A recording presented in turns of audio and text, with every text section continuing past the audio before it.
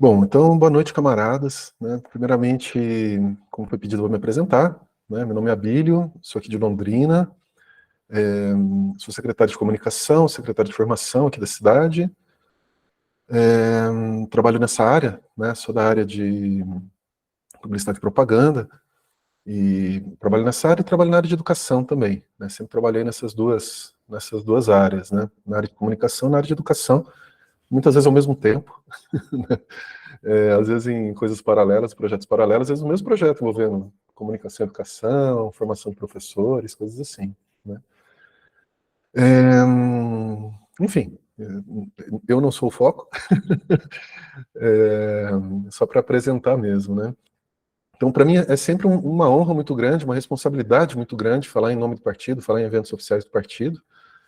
Eu vejo assim como uma tarefa que eu busco cumprir dentro das minhas possibilidades, mas a responsabilidade de 100 anos de história, né, da importância do Partido Comunista, ela sempre se faz presente, né? Então, algum lapso de memória, alguma coisa assim, eu peço desculpa antecipada, porque pode ocorrer mesmo. Eu busquei preparar a apresentação, né, basicamente fazendo uma apresentação, apresentando os dados, o conteúdo da apostila, tá? Nada muito aprofundado, nada muito além do que foi o que vocês podem encontrar lá por escrito, tá? E ao mesmo tempo deixar algumas referências, né, algumas poucas referências assim. Então, como esse é um curso introdutório, né, também eu acho que dá para cumprir bem a tarefa. Então, basicamente, eu vou falar tem dentre os tópicos, né? Deixa eu passar aqui para minha apresentação. Cadê você? Então, essa aula de partido, né, que a gente vai estudar um pouquinho um sumário histórico do Partido Comunista, quando ele se estrutura, é, algumas noções que são muito importantes para o funcionamento do partido, como as noções de tática e estratégia, né, e o centralismo democrático, que é o que dá uma unidade de ação, uma unidade de organização, né, para o partido, que é extremamente importante para um partido marxista-leninista, né, esse é o seu espírito, mas alguns outros conceitos, tá? Então, o primeiro tópico é a própria noção de partido, né? De onde vem essa noção de partido, como ele se forma historicamente, né? A noção de partido de um ponto de vista histórico, e a gente vai para a modernidade, né? A própria apostila traz essa questão, o partido no sentido moderno. E o que a gente quer dizer moderno? Moderno a partir dos períodos históricos, né? Da modernidade e da contemporaneidade, né? Então, essencialmente, os partidos dentro da sociedade moderna a gente compreende a partir do final da Idade Média, né? A formação dos Estados Nacionais, o processo paulatino de ascensão da burguesia, a queda do poder absoluto do monarca, a separação igreja-estado, né? Então, todos esses elementos são elementos da modernidade. A ascensão do pensamento científico, né, da razão, do pensamento científico, que, que consubstancia no iluminismo, né, e dentro do iluminismo, essas forças majoritárias, né, do liberalismo, do comunismo, né, majoritárias antagônicas, né, que fazem então a história a partir principalmente da Revolução Francesa, desse período final do século XVIII, né, que é quando marca, em definitivo, a Idade Moderna. A gente teve a centralização do poder na mão dos reis, né, com uma relativização do poder da nobreza, né, às vezes até uma relativização do poder da igreja, no caso da eclosão dos protestantismos e tal. Isso é história, né, história geral. Então, essa centralização, a unificação da moeda, né, a formação de um exército permanente, que é assalariado, né, não é mais nobreza, não é mais organizado por sistemas de status, né, é organizado por meio de impostos, Então, todos esses são elementos que propiciam a ascensão da burguesia, né? A riqueza passa para a mão da burguesia, né? E essa mudança infraestrutural que acontece nessa passagem, né, da Idade Média para a Idade Moderna, culmina com essas revoluções do século XVIII, que estão intimamente ligadas à formação dos partidos na modernidade, né? Isso que a gente chama, então, de modernidade. E os partidos da modernidade, eles são representantes, né, são estruturas que representam interesses de classe, né? Então a gente tem o Partido Comunista, ele vai representar, né, na sua própria definição, o interesse da classe proletária, né? Então, dentre as revoluções, né, que marcaram a derrocada do poder absoluto dos reis, né, final da Idade Moderna, começo da Era Contemporânea, a gente teve a Revolução Francesa, que é extremamente importante, só lembrando, né, o slogan liberdade, igualdade e fraternidade, né, os princípios da Revolução Francesa. E dentro da Revolução Francesa, alguns conflitos, né, naquilo que foi justamente aí que aparecem os termos direita e esquerda, né?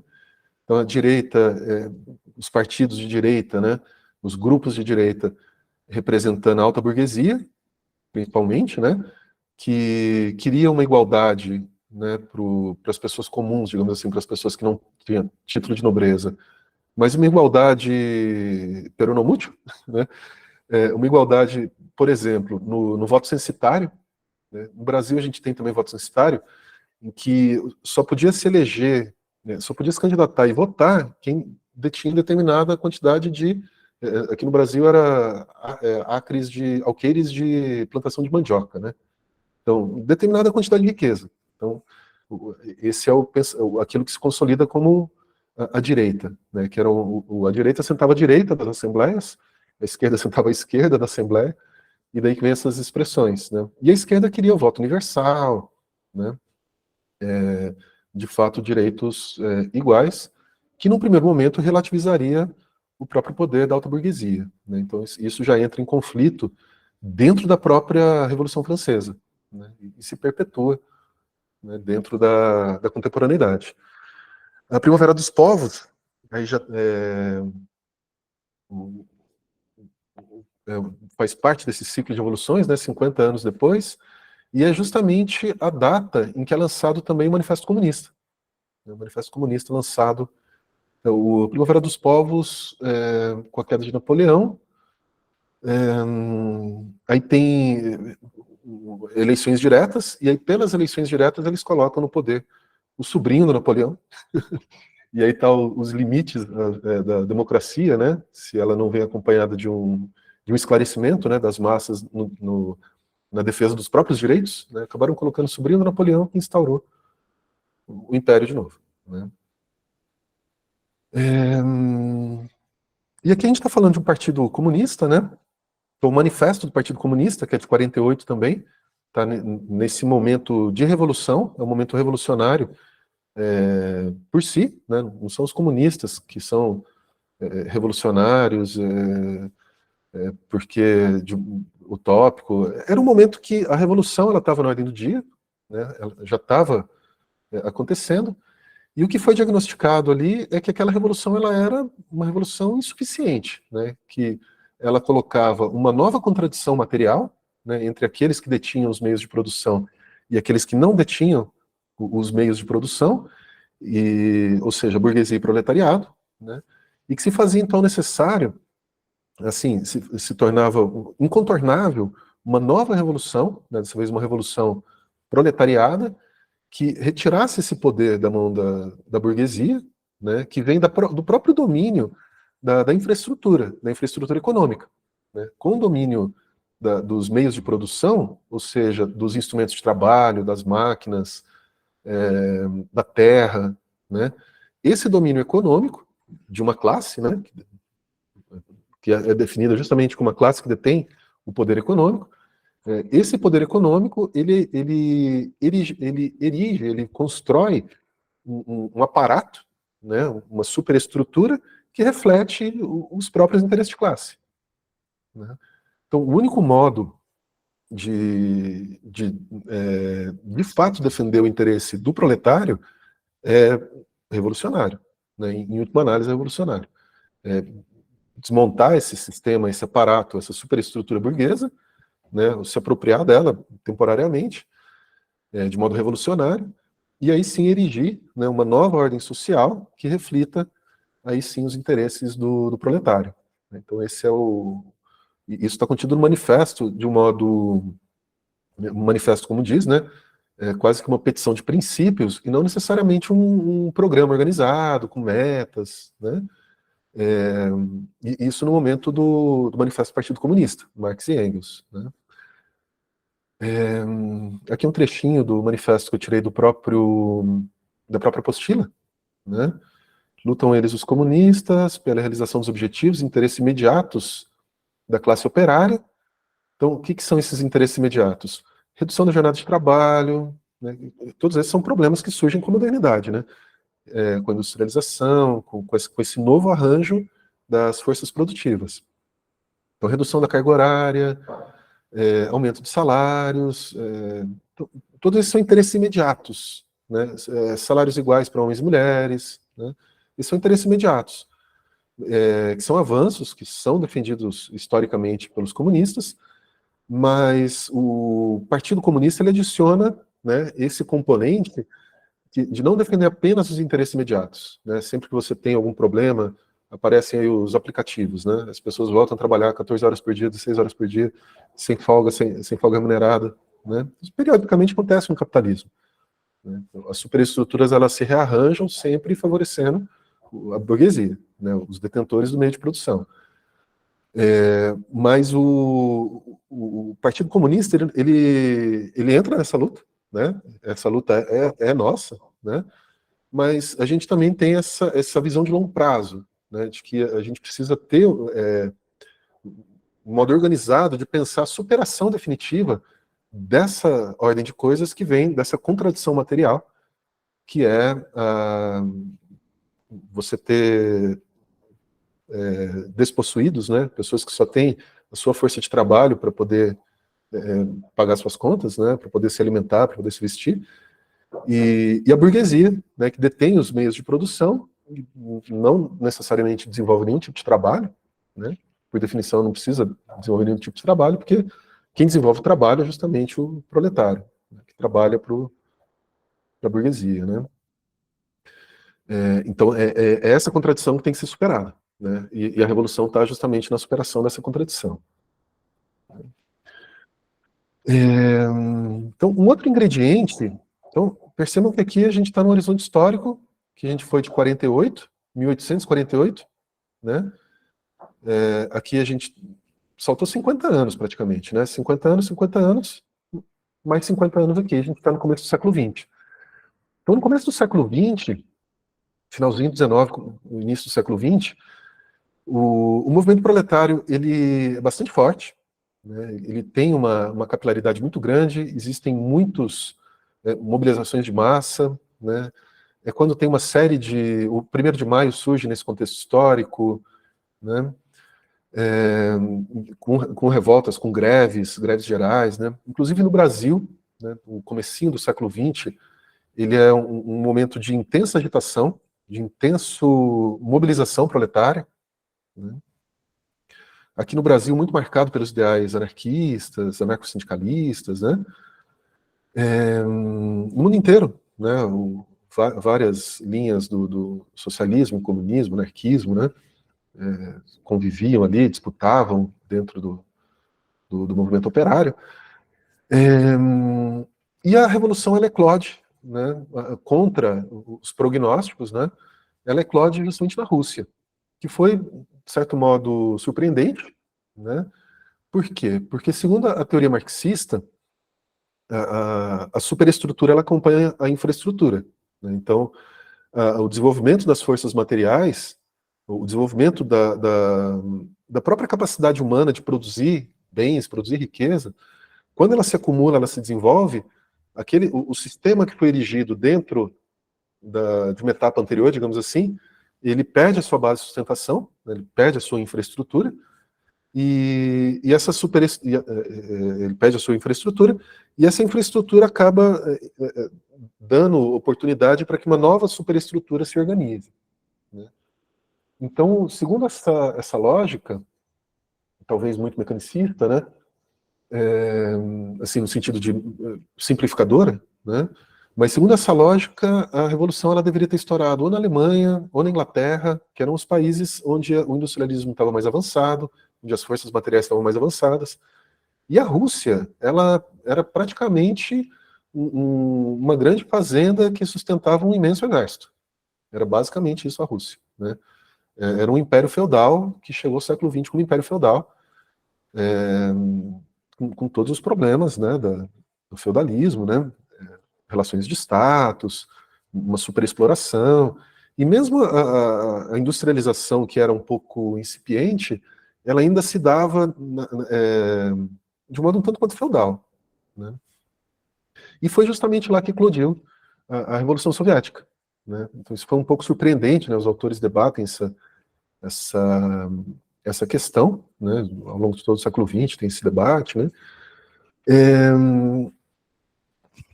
E ali que surge um ingrediente novo daquilo que se consolida como passa a ser conhecido como o pensamento marxista-leninista, né?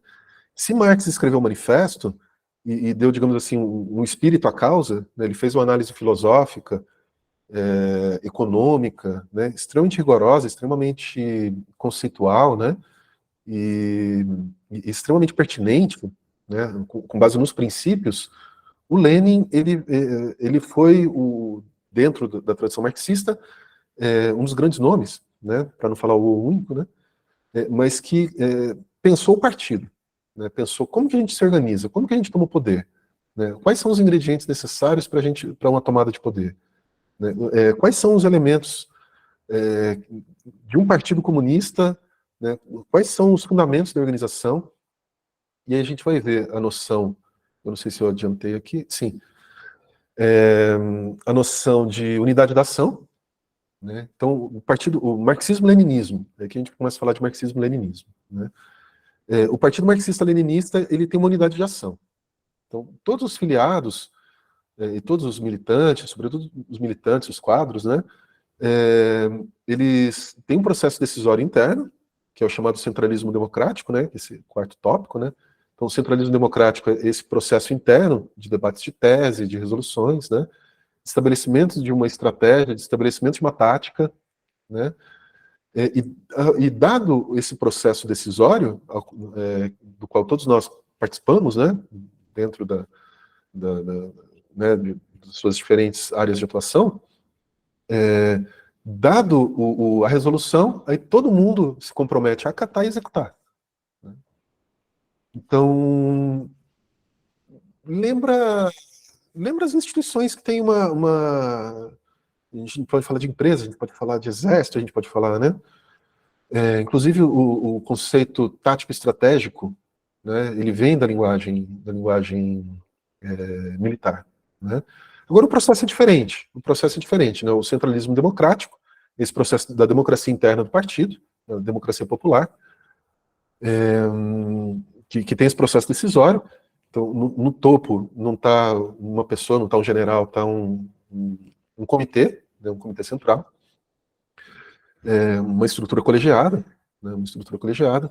E aí, dado esse processo de decisão, e aí sim a gente tem uma uniformidade de ação, né? Então, idealmente, né, um partido leninista, idealmente, sempre tem, né? Quem não sabe brincar, né? Sempre tem alguém dizendo, pô, mas não é para aí, já está decidido lá, agora todo mundo tem que fazer isso, né? Mas idealmente a gente tem essa unidade de ação, né?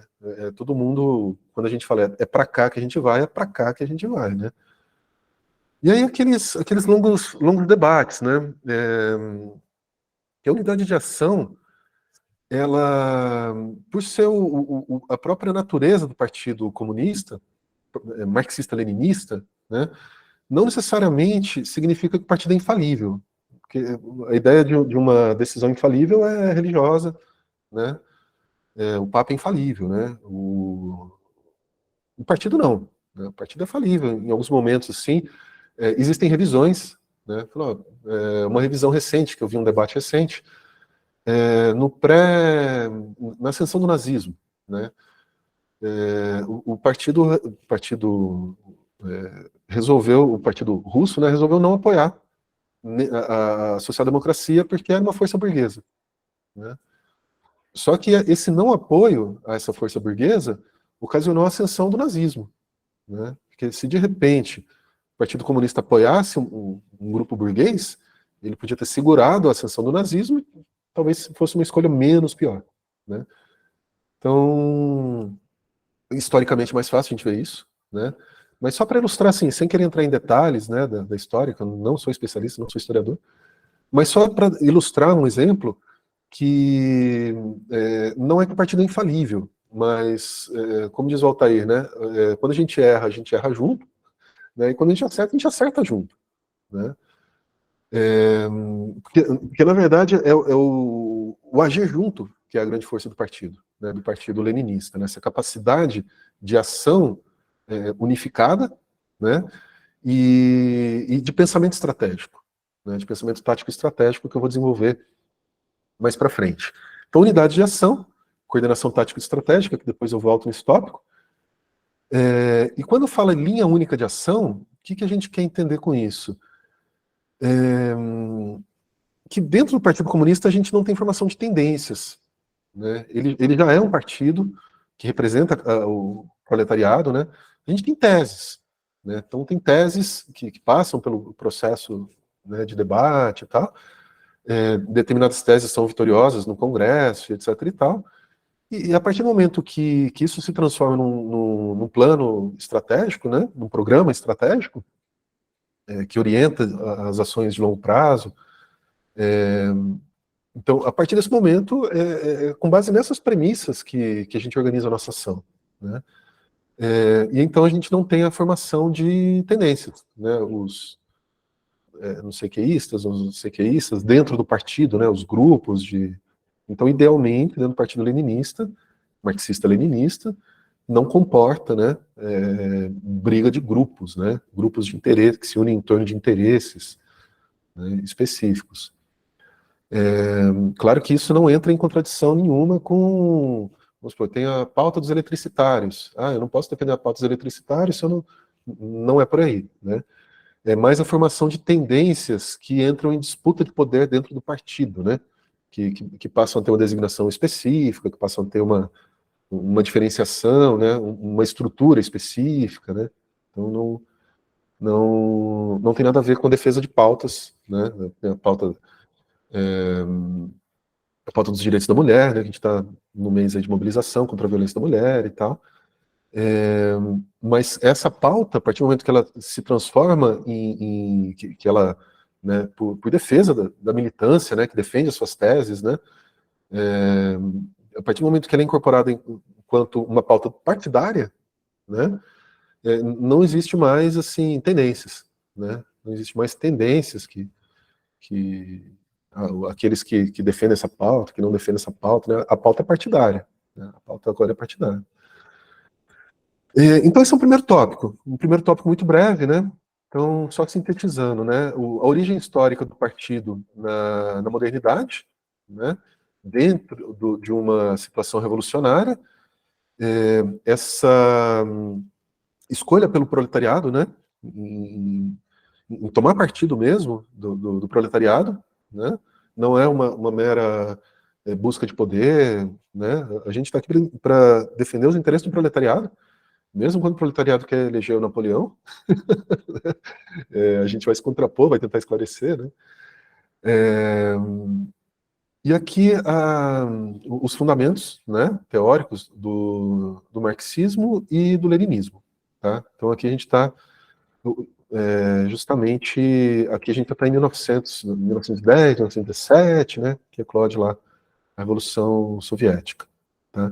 E aqui esses tópicos aqui dos princípios de organização do Partido Marxista-Leninista.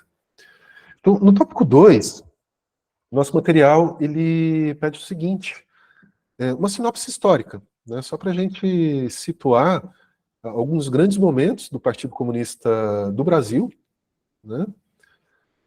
Desde a sua fundação, né, as grandes fases, os grandes momentos, né, sem querer aqui ser especialista no tema, né, só uma apresentação mesmo, a partir de uma sinopse mesmo, né. Então, o Partido Comunista do Brasil, ele é fundado em 1922, na mesma Semana da Arte Moderna de 22, né, uma semana de... E se a gente lê o manifesto da Semana de 22, a gente vê muitos elementos de marxismo, né, tem muitos elementos lá no pensamento dos modernistas, tem bastante Freud também, né, mas tem bastante Marx.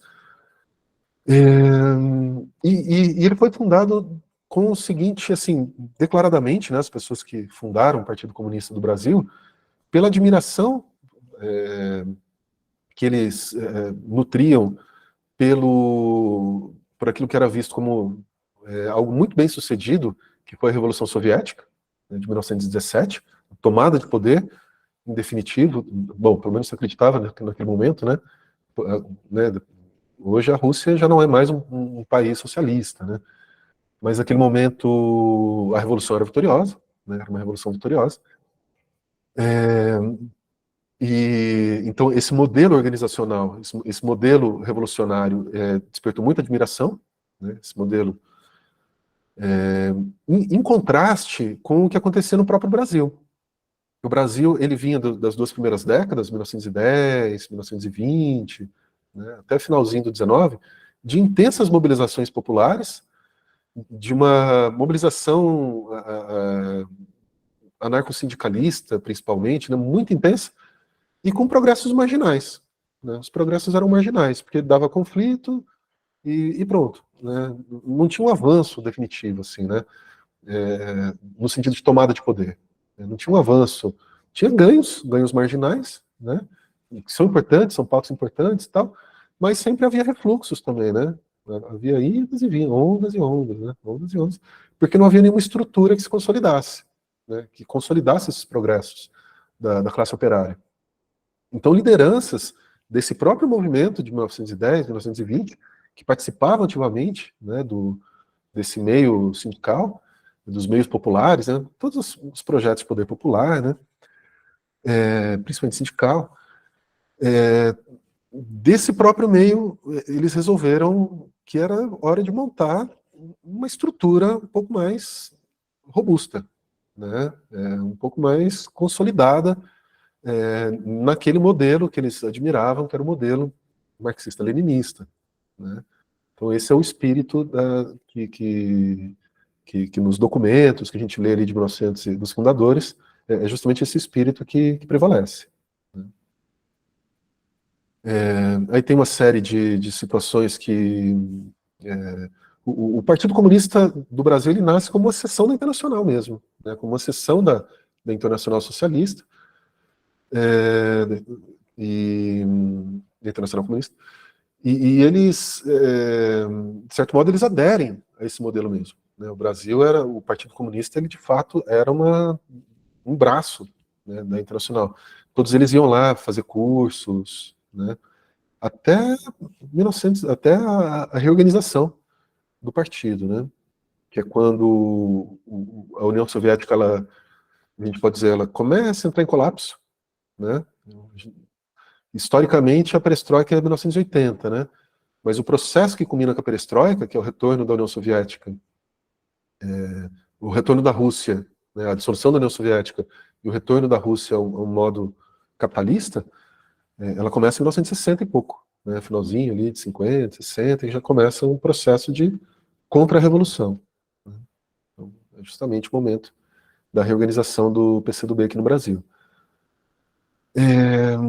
Um outro momento histórico importante, assim, uma outra fase, né, então, na década de 30, os esforços do partido, os maiores esforços, talvez, os maiores, né, feitos, talvez, estão relacionados à organização da chamada ANL, né, Aliança Nacional Libertadora, que tinha uma pauta nacionalista, patriótica, né, de defesa dos interesses nacionais, ao mesmo tempo de interesses nacionais, não nesse sentido é, pejorativo que a gente tem hoje em dia, né? Que o nacionalismo hoje em dia é uma coisa sentimental, curiosamente entreguista, né?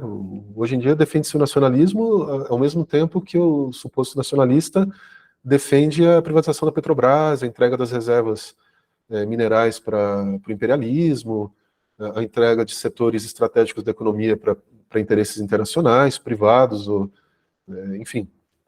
Mesmo porque os setores privados internacionais que mandam no Estado imperialista, né? Então, tanto faz. Mas para a burguesia internacional, né? Para o imperialismo.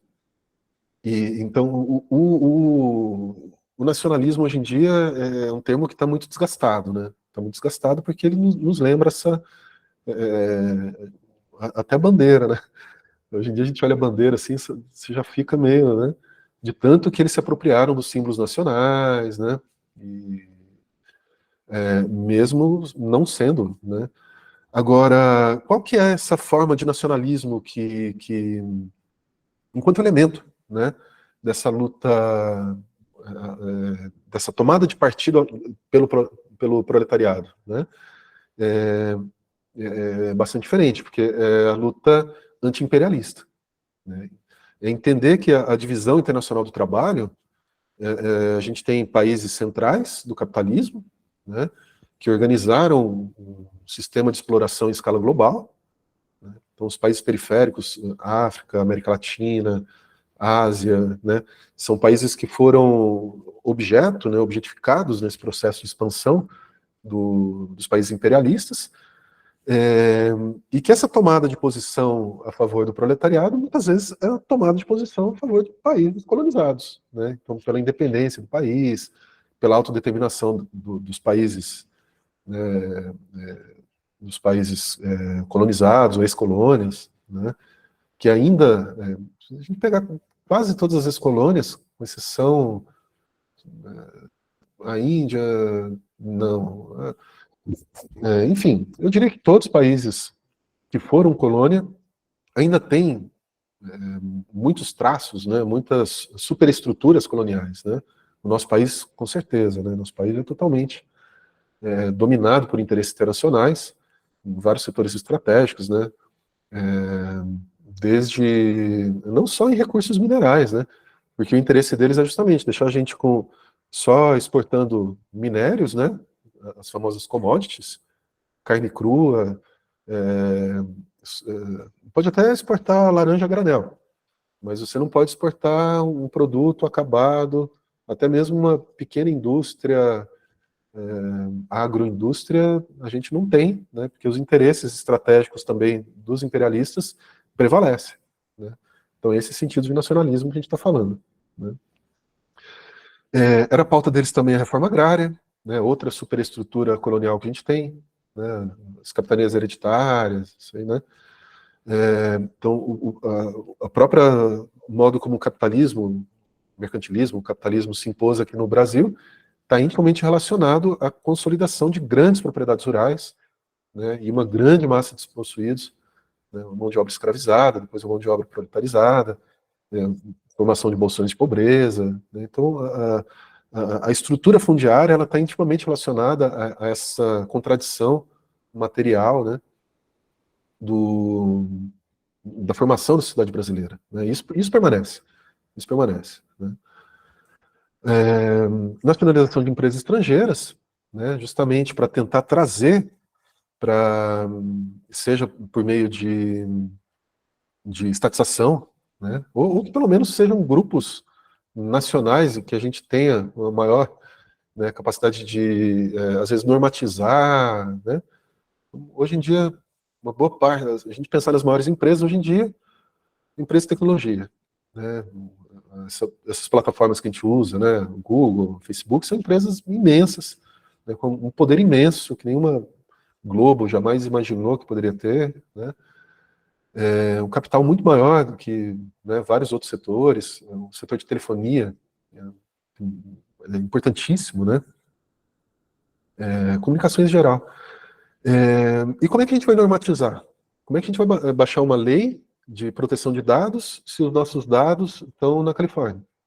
né? Não tem como a gente pegar a Polícia Federal ir lá, pegar o computador e ler para saber se eles estão passando nossos dados para a NSA, que estão, né? A gente está aqui falando, a gente está alimentando o banco de dados né, dos sistemas de inteligência imperialistas e tal, e a gente está mesmo, isso é natural, né? Não é nem questão de teoria da conspiração, é só um fato. E a gente não tem como normatizar. Não tem como normatizar isso porque as empresas são internacionais, né? São empresas internacionais, a infraestrutura delas está no exterior, obedece a leis lá do exterior. A gente não tem elementos, né? Então, às vezes, é melhor uma burguesia nacional, né? Que a gente tem uma maior capacidade de normatizar, né, por meio do Estado. Enfim, o próximo ponto aqui, garantia da democracia. Aquele momento, a democracia já estava ameaçada, né? A gente está num período ali do Estado Novo, getulista, que ainda não estava implantado, mas já havia indícios que Getúlio desejava assumir o poder de um modo ditatorial, né? O que de fato aconteceu no ano seguinte, né? Inclusive ele pôs a culpa nos comunistas. Porque a Aliança Nacional Libertadora, a ANL, ela teve uma força muito grande, né? Prestes, que já tinha a Coluna Prestes tinha sido antes, né, dentro do movimento tenentista, que é uma das outras expressões de insatisfação, nem sempre muito politizadas, né, mas eram insatisfações sociais legítimas, né, e o Prestes, ele vem desse background também, ele vem do tenentismo, né, assim como, bom, enfim, são inúmeras as revoltas, né, do tenentismo, revoltas do médio para o baixo escalão militar, a revolta da Chibata, importantíssima, a revolta da Chibata, que inspirou até o Ho Chi Minh, né? Então, o Prestes vem desse background, né? E aqui nesse momento, ele já está dentro do Partido Comunista, também, né? Já está no seu processo de formação, ele tinha ido para a União Soviética, já tinha voltado. Uma grande liderança, né? Ele já entra como uma grande liderança, né? Ele já tinha todo um cabedal, né, de liderança entre os militares e reconhecido na população em geral. E o Prestes, então, ele é indicado como líder honorário, né? Ele não é eleito, né? Ele foi simplesmente indicado como líder honorário da INL. E ele faz um discurso super duro, né? Falando em tomada de poder, falando literalmente tomada de poder, né? E isso leva Getúlio a banir a ANL da legalidade. Declara ilegal a ANL, né? E a ANL ela antagonizava muito também com o integralismo. E nesse momento o Getúlio até flerta com o integralismo, né? Ele tem uma expressão claramente fascista, né? O integralismo, que teve um revival recente, e que curiosamente, o integralismo no Brasil ele foi dito quase como desaparecido, não, muito enfraquecido, ele não era uma força hegemônica, só que ele está intimamente relacionado à ascensão recente do conservadorismo, né? Algo que a gente achou que tinha morrido, né? Que existia quase como folclore. Aqui em Londrina a gente via lá no calçadão, os rapazes assim, dava até medo. Eles entregavam uns panfletos, umas coisas assim, né? Mas pelas conexões internacionais, né, que já eram conexões do integralismo, o negócio ressurgiu, né? O negócio ressurgiu. Essa extrema-direita conservadora, né? Então a garantia da democracia já estava na pauta, né? E a constituição de um governo popular. Esse era o programa da ANL. Tá? Ela foi lançada na clandestinidade, muitos foram presos. Né?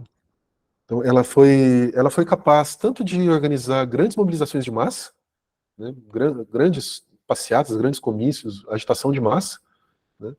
E ela também, depois que ela foi jogada na clandestinidade, ela tentou a chamada intentona comunista, né, que tomar o poder mesmo por meio de um movimento conspiratório, né, um movimento revolucionário, que foi mitigado, as lideranças foram presas, né, tudo isso aconteceu.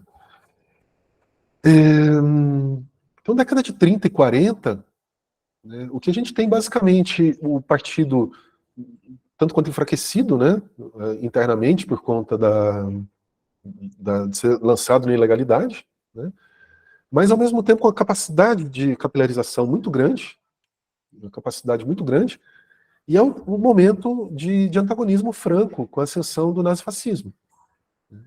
Um antagonismo bastante franco. E o partido ele emerge desse processo todo, fortalecido, na verdade, né, com o processo de redemocratização, que aparece, que ocorre em 46, Constituinte de 46, que é o fim do Estado Novo, e o partido ele consegue 14 deputados, né, muitos deles lideranças desde os anos 20, né, fundadores do partido, lideranças que vêm, né, até recentemente, né, João Amazonas, né, e um senador, né, que é o próprio Prestes, né, que se consolidou ali como uma liderança bastante importante, né. Então tem um núcleo aí que vem desde os anos 20, né, o Prestes ele entra depois, né, mas se consolida como uma liderança pela própria trajetória que ele tinha tido no movimento tenentista, né.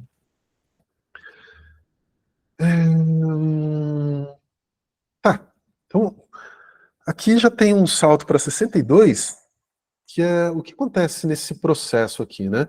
Então, se a gente pensar assim na, na história mundial, né? 30, 40 a gente está na ascensão do nazifascismo, né? Em 45 já termina a guerra. Então, perceba que a gente está um pouco para e passo, né? A gente não está, apesar da propaganda antinacional que a gente recebe o tempo todo, né? O Brasil está sempre atrás, atrasado, né? Na verdade, a gente está sempre para e passo, né? Então, 45 termina a Segunda Guerra Mundial, tem toda uma reorganização, né, em âmbito internacional das superestruturas políticas, né, político-diplomáticas, né, toda essa organização do pós-guerra, formação do mundo bipolar. Porém, em 62, a gente já tem uma configuração um pouco diferente. A gente já está aqui na Guerra Fria, né, o poder ele está sendo antagonizado entre Estados Unidos e União Soviética. O que acontece, os Estados Unidos com a OTAN, né, a soviética com o Pacto de Varsóvia, que depois nos anos 80 foi dissolvido, né, que era uma aliança militar também, para fazer frente à OTAN.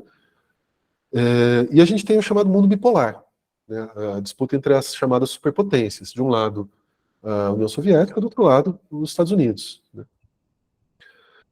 Os Estados Unidos acaba inflacionando sua capacidade diretiva, né, tanto do ponto de vista militar, sua capacidade de planejamento, né, com a ascensão, muito disso com o chamado keynesianismo, né, mas já com a Guerra Fria, ela tem essa característica de trabalhar com vários instrumentos, nem sempre o conflito armado direto, né, mas vários instrumentos conjugados com o objetivo de de minar as forças do inimigo, né, do adversário, e de, ao mesmo tempo, consolidar posições, né. Então, aqui na América Latina, a gente tem o que durante muito tempo foi negado, né, foi taxado de teoria da conspiração, chamada Operação Condor, né, que é justamente desse momento, a Operação Condor, que fomentou ditaduras alinhadas aos interesses imperialistas por toda a América Latina, né, não só no Brasil, Chile, Argentina, América Central, né. Então, uma série de ditaduras começaram a pipocar, né. Esses generais eles iam estudar na chamada Escola das Américas, que foi fundada no Panamá como um destacamento de uma eles chamam de forças especiais. É basicamente uma divisão das Forças Armadas norte-americanas que não estão submetidas a nenhuma das três, né, nem Marinha, Exército e Aeronáutica, e que basicamente são forças anti-revolucionárias, né, anti-guerrilheiras. Eles trabalham com luta simétrica, coisa assim. Um destacamento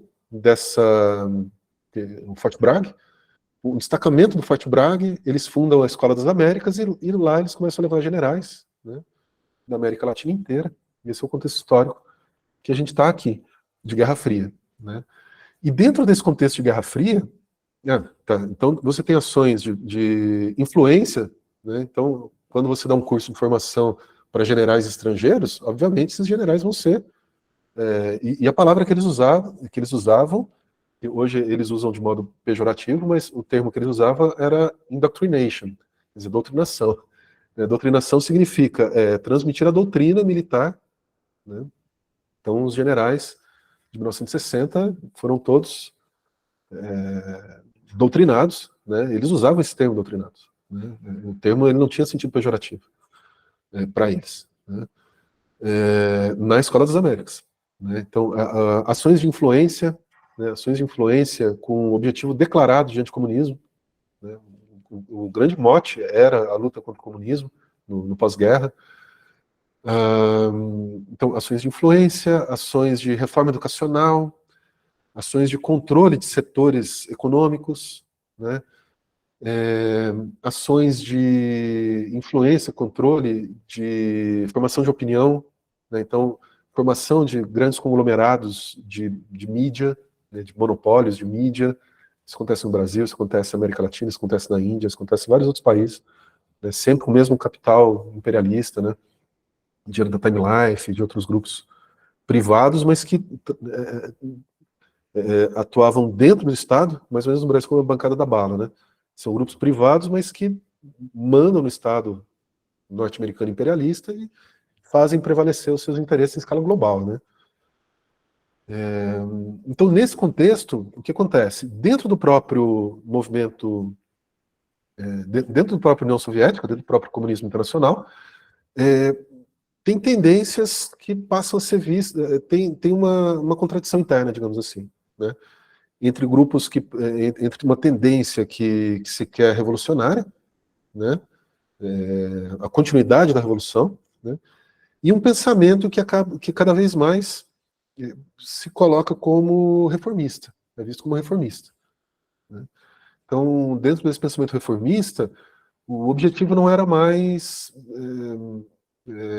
consolidar a revolução socialista ou promover a revolução, né, na América Latina, na África, na Ásia, né, promover o poder proletário nesses outros, nos países periféricos, mas disputar o poder dentro das regras dadas pela democracia burguesa, democracia liberal, né, que é um jogo de cartas marcadas, né, que é um jogo de cartas marcadas.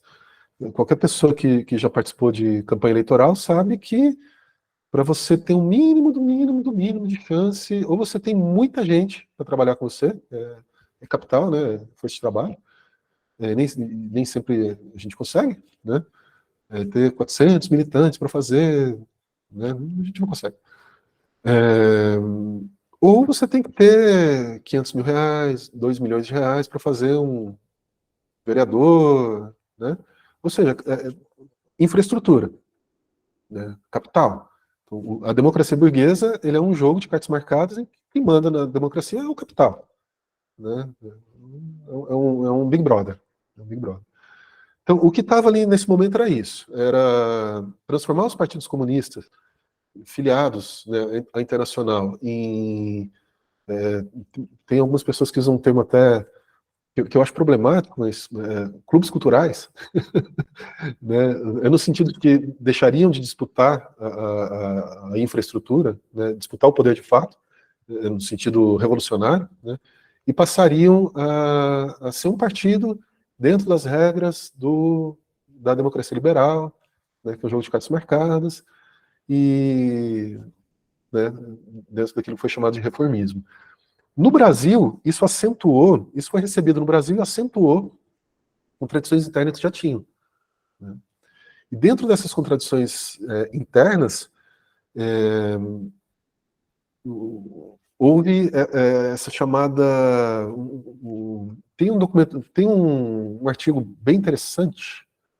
Deixa eu ver. Eu não coloquei aqui. Eu tinha colocado, eu tinha separado e não coloquei. Tá aqui, ó. Eu acho que ele tá aqui.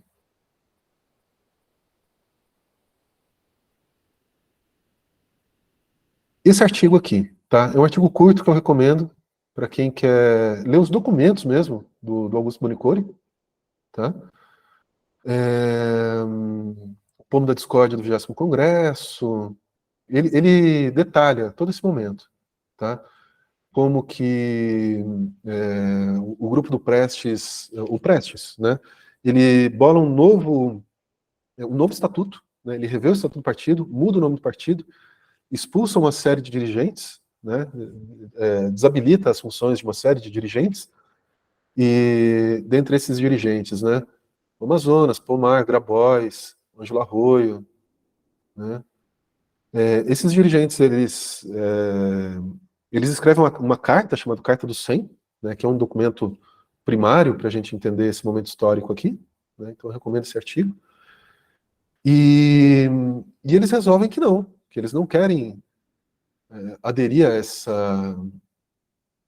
essa reformulação do partido, eles querem manter o Partido Comunista do Brasil, né?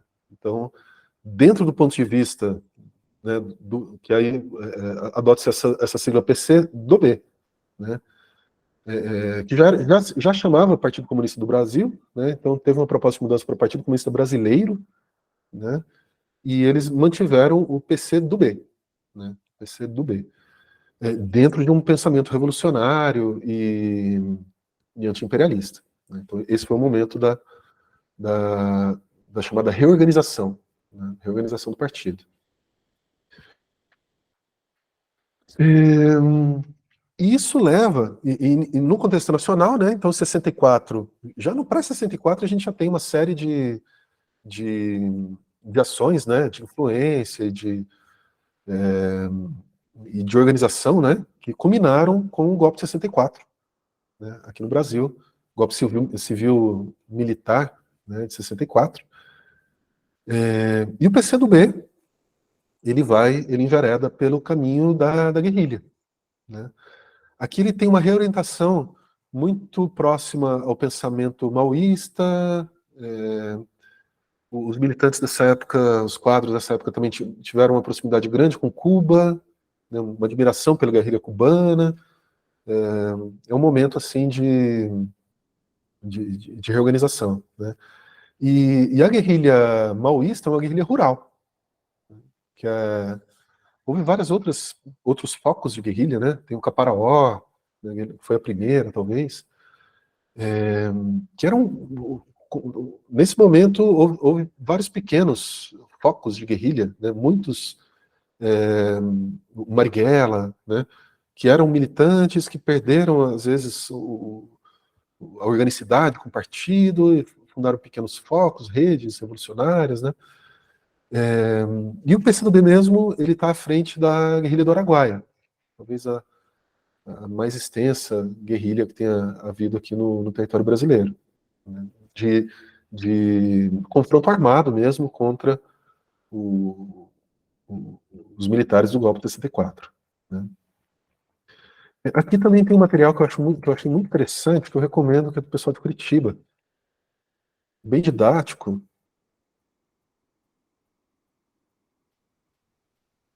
que é essa questão da UJS de Curitiba, né? Eu achei esse material muito bem desenvolvido, né? Tá no Instagram,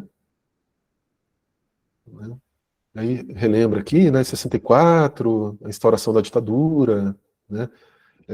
Imprensa censurada, os comunistas, muitos foram presos, torturados, né?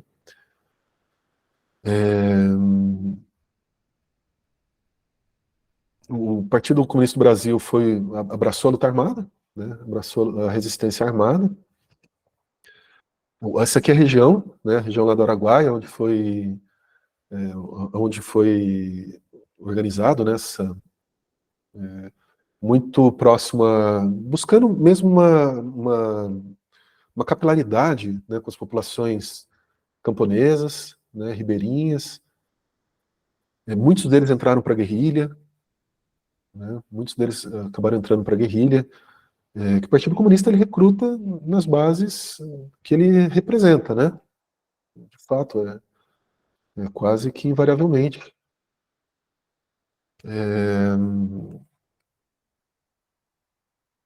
que datas, né? 67, aí eclode mesmo o conflito em 72, né? O que é visto como o maior esforço militar desde a Segunda Guerra do Exército Brasileiro, né, para conter os guerrilheiros do PCdoB, né? Foi o maior, e aí vai de 72 até 75, né, os combates, 3 anos. Né? Tem narrativas terríveis dos confrontos, porque dentre esses manuais anticomunistas, é o mesmo grupo, a mesma força do um evento mais recente que talvez as pessoas se lembrem e eu não tenho que narrar o que eles fizeram ali, né, o que foi o tal grau de desumanização, né, que o imperialismo chegou aqui nas nossas terras, né. Mas recentemente, na gestão Obama, nos Estados Unidos, eles capturaram e mataram Bin Laden, né, que é um terrorista. Né. Terrorista é qualquer adversário, né, dos Estados Unidos que pratique ataques localizados, né, eles chamam de terrorista. Agora, ser aliado não é terrorista. Você pode explodir uma ponte, você pode. Tá tudo certo. Eles são forças libertadoras. Né? Então, sem querer relativizar, né? Só estou falando como que funciona a estrutura de propaganda. Então, Bin Laden, terrorista que estaria por trás, né? Então, até que prova o contrário, que está por trás das quedas da Torre Gêmeas, né? Da organização das quedas das Torres Gêmeas, né? Que foi um ato contra civis, né? De fato, desnecessário para falar o mínimo, né? Assim, um massacre que não cabe relativização. Se fosse a Casa Branca, né? A gente até relativiza. Mas enfim, eram civis, né? Então, o que eles fizeram? Eles mandaram um pequeno grupo, né, localizaram Bin Laden, mandaram um pequeno grupo, jogaram os soldados, né, muito bem preparados, muito bem armados, né, dentro do quintal. Eles entraram dentro da casa e mataram Bin Laden, né, rapidamente. Pegaram esse corpo, porque qual que é o problema? O Bin Laden, entre os muçulmanos, o túmulo ele vira um local de peregrinação. Tem muitos reis, no final da Idade Média, começo da Idade Moderna, que os túmulos viram pontos de peregrinação. Então eles fizeram questão de que eles fizeram com que isso não acontecesse, né? Então eles têm que mapear os padrões culturais daquela população, inverter as polaridades todas, né? Então ele foi descaracterizado, ele foi fotografado, coisa que o muçulmano também você não pode fotografar, muito menos um túmulo, né? Ele foi fotografado e depois ele foi lançado no mar, para que não, né, para que ele não se tornar, para que aquela morte não se tornasse uma morte gloriosa. Né? Então esse tipo de prática, né, só para não ter que narrar aqui o tipo de prática que foi adotada aqui no Brasil, né, que tem esse mesmo fundamento cultural, psicológico, né, de descaracterizar os corpos, de pendurar em helicóptero e ficar passeando, coisas assim que eu não vou narrar. E aqui alguns guerrilheiros, né, o Maurício Grabois, né, João Amazonas, que estava nesse momento, né, Pedro Pomar, muitos deles que vêm lá dos anos 20, né, que aqui já eram veteranos, né, que passaram que reorganizaram o partido, assumiram toda essa bronca, né. Esse material da JS que eu acho muito, muito feliz, né, muito bem feito, justamente em não permitir que a memória se perca, né. Ok, então teve esse momento da luta armada, né, que foi desmobilizada, né, pelo aparelho, pelas forças repressivas. É, e aí os militantes, né, os quadros, né, que conseguiram se reorganizar, adentraram ferrenhamente a luta das diretas já, né, quem tem mais aí de 50 já lembra das diretas já, né? Eu já lembro, era criança, mas eu já estava lá. E, e basicamente diretas já foi, por um lado, foi uma mobilização interna, né, que a gente pode ver como efetiva, né, uma disputa dentro de... Mas o momento histórico também já era outro, né? A União Soviética já estava no final do seu, né, da sua desorganização, né, do retorno ali da Rússia a um modo mais capitalista, claramente, abertamente capitalista, né? Desistiu-se, né, de superar, de implantar ali o socialismo. É, então, anos 80, né? E, e no plano internacional, o mote, assim, da ideologia imperialista era, que aqui no Brasil também usava-se, a ideia de extensão lenta e gradual, né? Então, a ideia era desmobilizar, já estava passado ali o grande perigo comunista, né? O grande perigo de tomada de revolução global, então agora podia voltar a infraestrutura já estava dominada, né? A Globo já estava organizada, o MEC e o ZAID já tinha passado, né? A reforma educacional tinha passado, tinha algumas coisas assim que eles não conseguiram, né? Petrobras, o Brasil manteve, eles não conseguiram totalmente, mas também a possibilidade de uma revolução no Brasil, né? A composição de forças já não permitia, né? Uma tomada revolucionária do poder, né?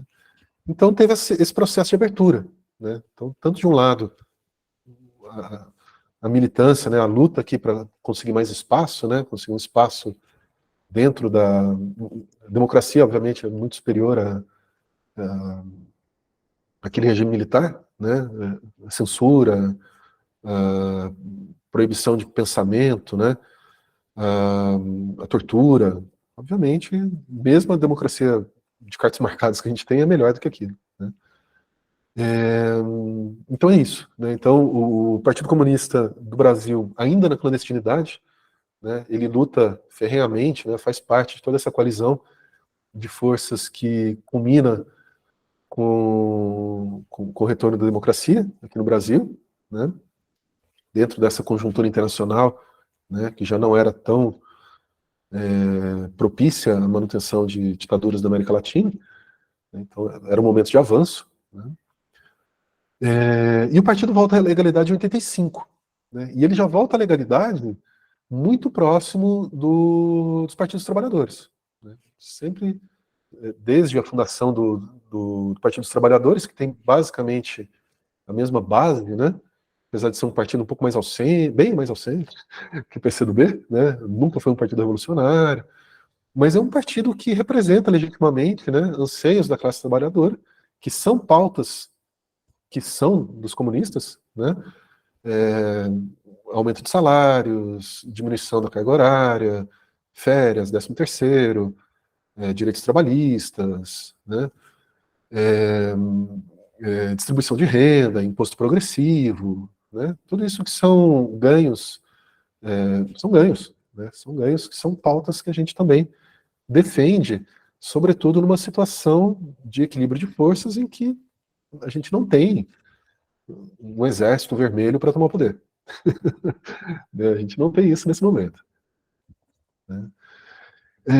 Mas o oitavo congresso, que sai ali de 85, da legalização, ele não rompe, ao contrário, né, do que foi colocado lá em 62, né, pelo pessoal que reorganizou o partido e tal, o racha lá, né, é, que tentou refundar o partido, tal, como um partido só eleitoral, né. Aí depois tem uma outra separação, né, que já não é mais nossa história, né, do PPS e tal.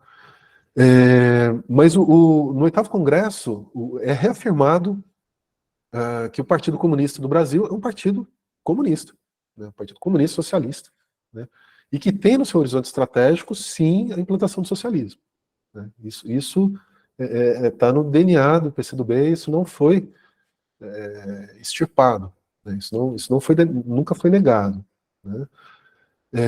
O que acontece é que todas essas idas e vindas, né? A quem que a gente vai se alinhar agora? Aos chineses, aos cubanos, né? Qual que é a nossa orientação? Então, o que sai do 8º Congresso é que é o Partido Comunista do Brasil, né? Que atende uma realidade histórica própria do Brasil, né? Que não há um único caminho para o socialismo, né? Que os caminhos são muitos, então não cabe dogmatismo, né? Nós somos alinhados ao que sai do Congresso Internacional tal. Não, né?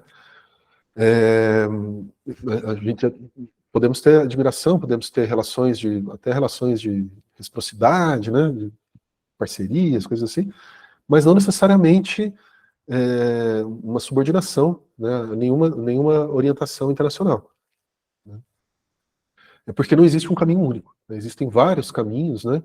E a própria realidade, que é dinâmica, né? Que é muito dinâmica, que é muito própria de cada país, que dita, né? Que propicia os momentos de oportunidade de avanço, os momentos de retrocesso, nesse processo de embate pela implantação do socialismo. Né? E a ideia é de que não existe uma passagem direta, né? Uma passagem direta, que a gente pode sim ter... e isso também é algo que não foi inventado agora, né? Dentro da própria noção de tática, né? Que é a próxima que eu vou abordar ali. Não tem problema nenhum em ter representação junto às instâncias burguesas, em lutar, né, por representação, por ter um deputado, por ter bancada, né? Porque isso muitas vezes é o que vai dar palanque, é o que vai dar visibilidade, né? Mesmo sabendo que o avanço é marginal, né?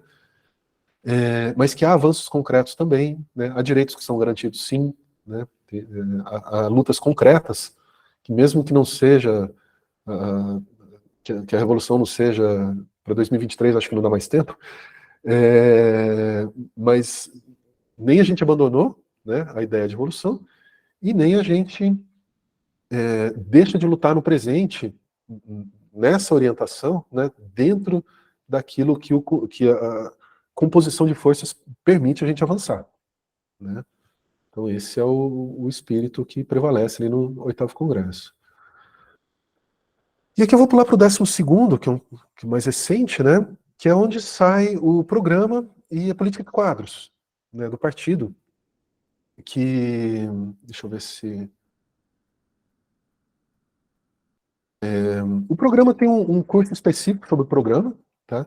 Agora, o que é importante aqui dentro da minha apresentação mais geral, né?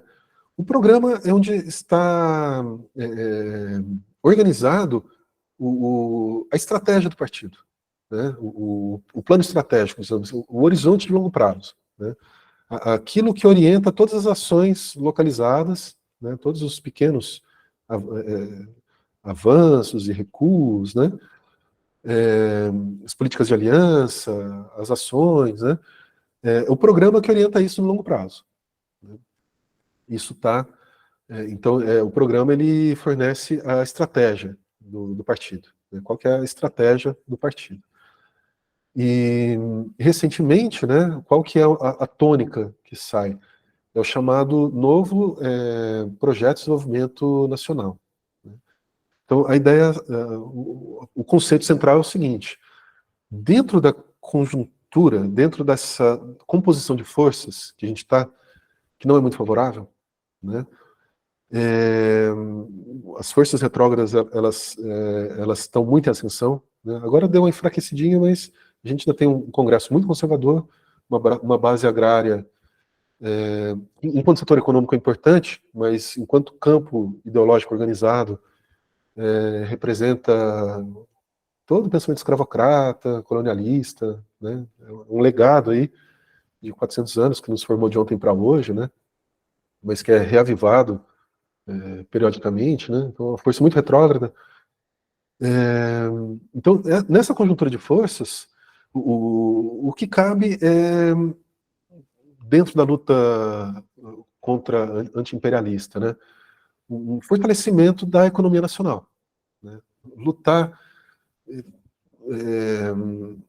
até mesmo fazendo dentro do quadro de alianças, né, do ponto de vista tático, né, até mesmo apoiando determinados setores da burguesia nacional, né, no caso do Alckmin. O Alckmin é um representante até conservador, assim, ideologicamente, né? Mas que aceitou esse papel, né, de ser um interlocutor entre uma força de centro-esquerda, que é o PT, e forças mais à direita, inclusive, né, que é a burguesia industrial, né, que está muito enfraquecida. Hoje o Brasil, a burguesia industrial está enfraquecidíssima frente a outros setores, o capital financeiro, que é parasitário, né, que não gera nada, que é simplesmente um jogo de troca de papéis para coletar, né, ganhos injustificados, né? Fica comprando e vendendo a mesma coisa para ficar acumulando um número, né? É algo que não produz nada. Você não come papel, você não veste papel, né?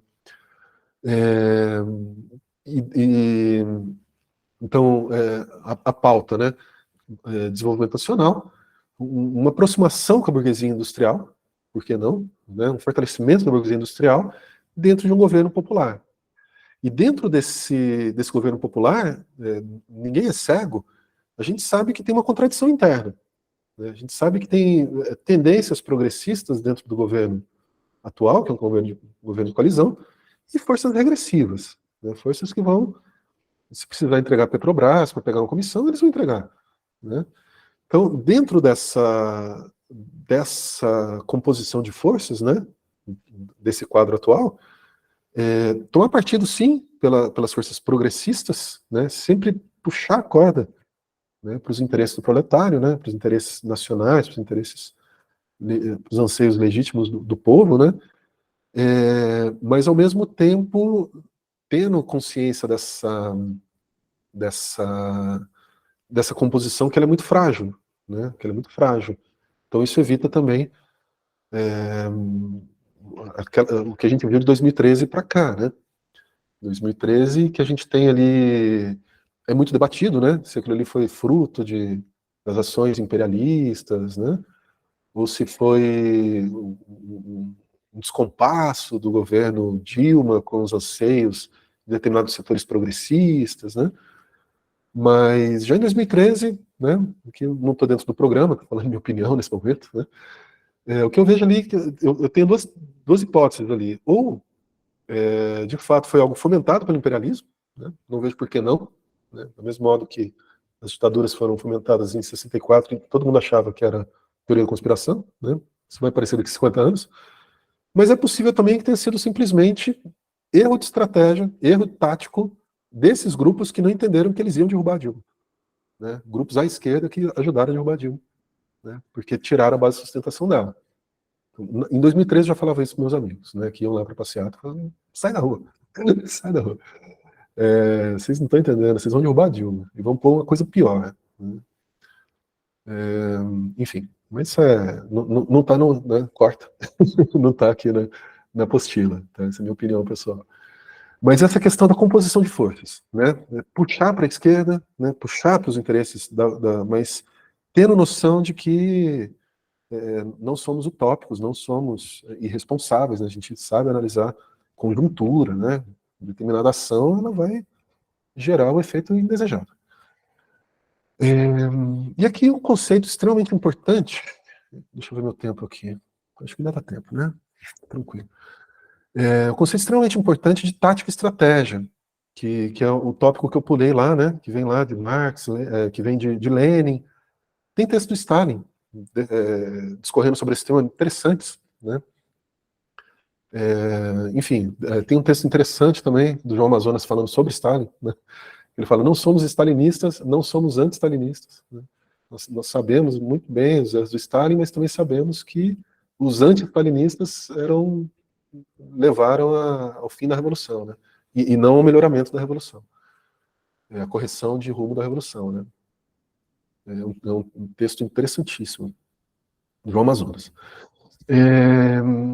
Então, tática e estratégia do partido, né? Então, o que é tática, o que é estratégia, né? Aqui, eu vou usar aqui o próprio Lenin. O Lenin ele era um xadrista. Não um xadrez profissional, mas gostava de xadrez, jogava xadrez com os amigos, né?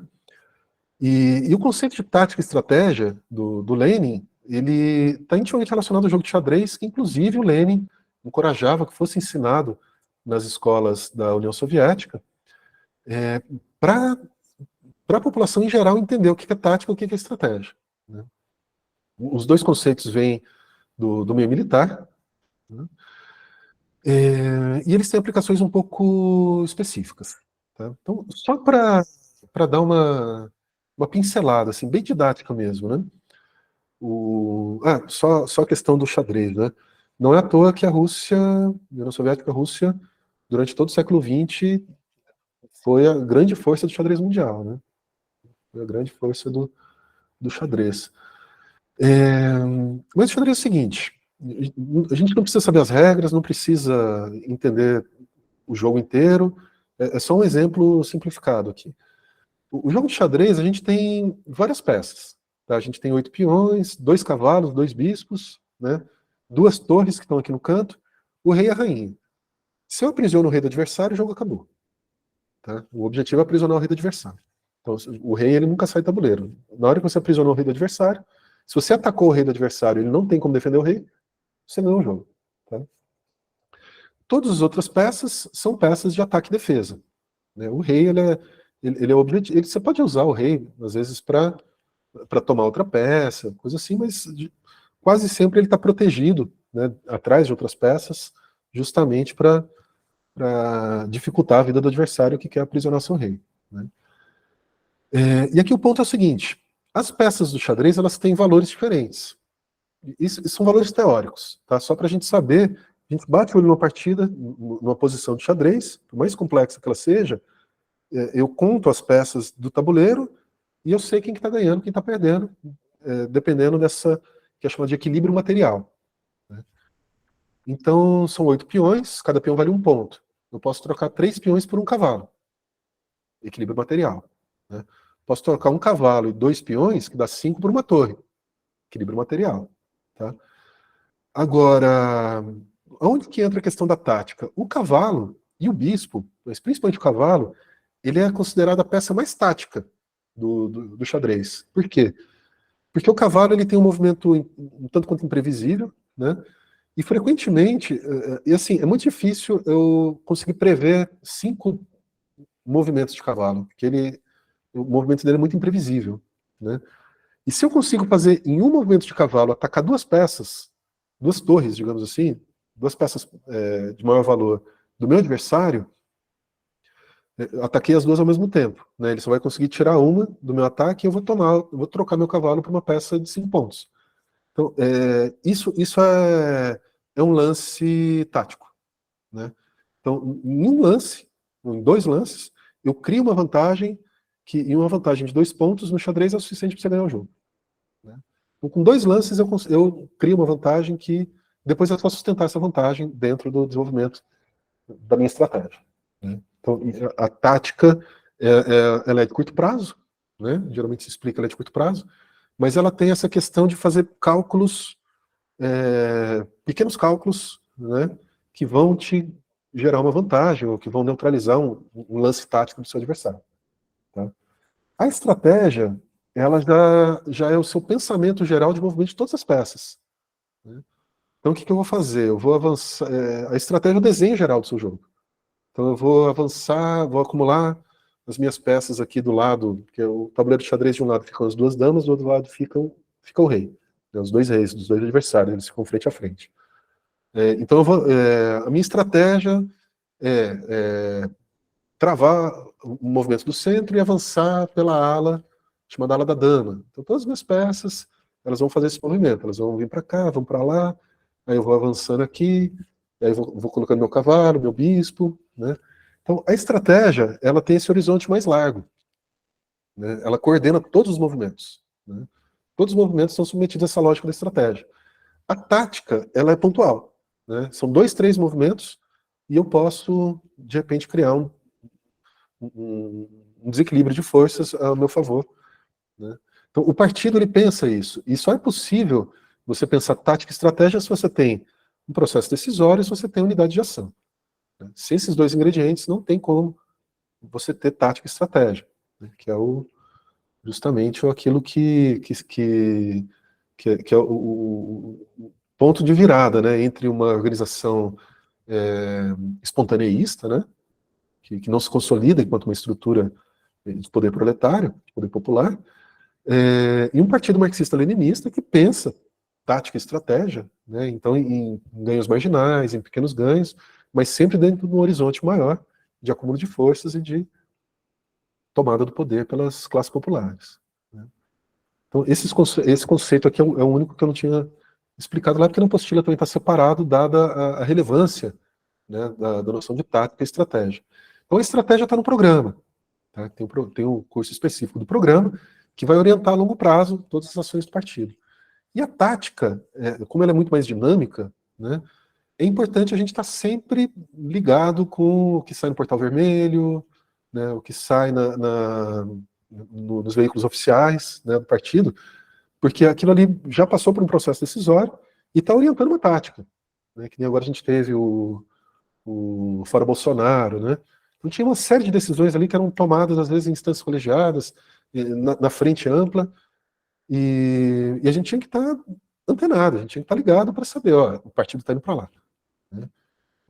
Não sei nem se é melhor, internamente a gente debate, né? Internamente, o processo democrático, a gente debate internamente e tal.